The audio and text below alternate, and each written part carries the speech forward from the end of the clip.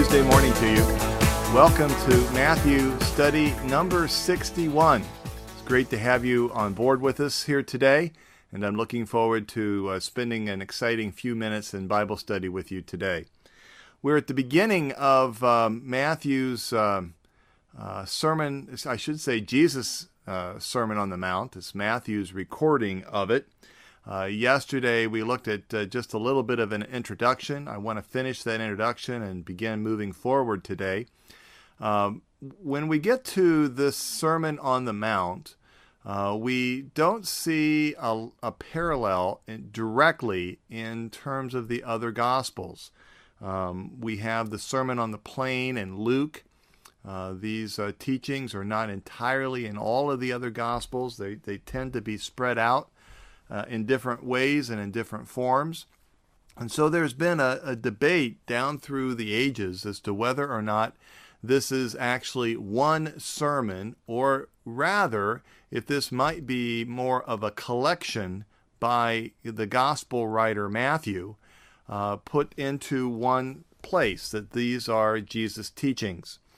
I do believe that these are Jesus' early teachings, and that this, whether it's a collection or whether it's one sermon, does represent what he believed to be the core or the essence of his teaching, that he wanted his disciples to know right from the very beginning of his ministry. We certainly do get a sense that there is an organization to this, whether there is an organization from the standpoint of Jesus in giving this in one sermon, or whether there is an organization by Matthew in taking these various teachings of Jesus and putting them into some organized structure. Let me just give you some sense of the organization as we begin to move forward.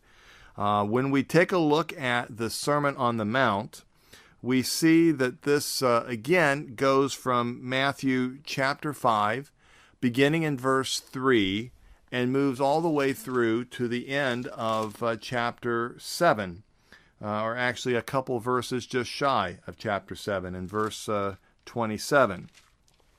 We have an introduction to this, not just the introduction that I read to you yesterday in verses 1 and 2, but we have kind of an introduction, or maybe a better word to this would be a prelude of what the kingdom life looks like, which you and I know as the Beatitudes. This is a foundation of righteous living. And that goes from chapter 5, verse 3, all the way through verse 12.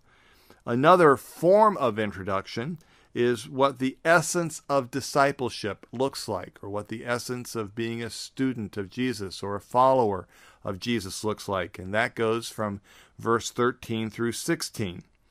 Then beginning in Matthew chapter 5, verse 17, I think we begin getting the main body of the sermon. And I think that this is something that we might be able to divide up 3 or 4 different ways. Many of the commentators that I read in preparation for our Bible study time together seem to divide it up differently. One thing that does seem to be in common as we're going through this Sermon on the Mount is that right at the very center of the sermon is the Lord's Prayer. And with the chiastic structure that oftentimes was followed in Hebrew literature, the thing that would be right at the very middle of something would be the thing that would be the most important. Well, if that's the case here, the Lord's Prayer would seem to be the very apex of what we're looking at here in terms of the Sermon on the Mount. The way I would divide this sermon up would look something like this. First off, we have the relations between the old and the new righteousness. And beginning with verse 17, going through 20, we have this continuity with the old. But then as we move into verses 21 through 48, we have this sense that Jesus is moving beyond the old, that he is surpassing the old with 6 different antitheses that he shares with us. We get into chapter 6. We get into the next major section of the sermon, where we're looking at the difference between the outward righteousness versus inward righteousness. And we certainly have this idea from Jesus that anything that we do right on the outside precedes first by being right on the inside. If you've been a part of Church Requel for these last few months, you know how much we've been talking about making sure that things are right on the inside, so that whatever we do on the outside is also done correctly. Now, Jesus gives several examples of this. The example of alms giving, the example of prayer, and this is where we would get to this very center or core, the Lord's Prayer, and then another example in terms of fasting. We then move into what I think is the third major section of the sermon, and that would be the dependence upon God, that we serve God rather than wealth. We have a discourse in terms of the disciple and anxiety. And then we have various teachings that center around the disciple, as, for example, what we now know as the Golden Rule. Then we get down to the end of the sermon in chapter 7 and verse 13 through 23. And we are given really this concept of the two different ways, the false and the genuine. And there's a very significant teaching that Jesus uses to wrap this up. He gives us a warning concerning false prophets. He gives us a parable of the two different builders. So we see an awful lot here. And whether this is one sermon or whether this is something that is really over a number of days or weeks even, and that Matthew has simply organized this into one place, we won't know.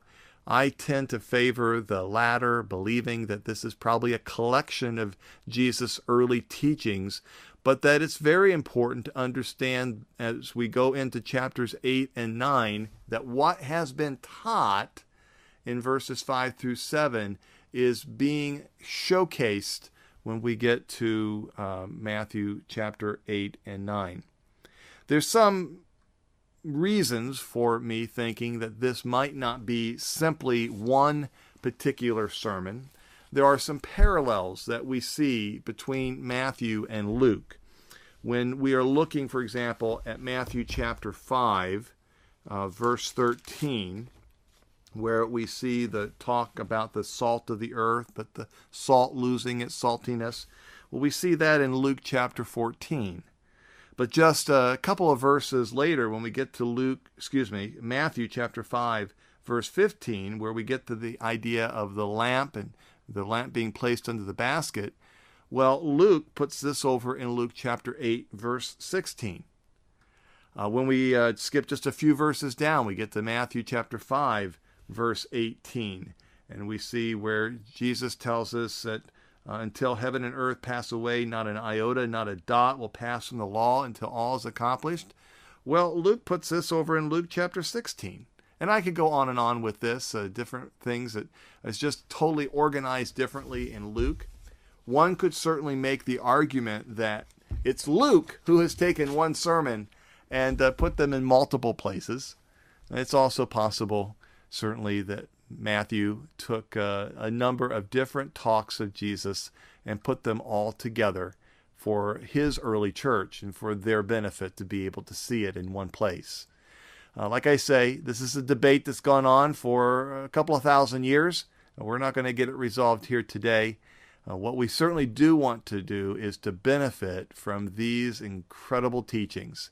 Tomorrow, when we come back on Wednesday, we'll begin with the first beatitude. I'm glad you could join me today, and I look forward to going through the Sermon on the Mount with you beginning tomorrow. Have a great Tuesday.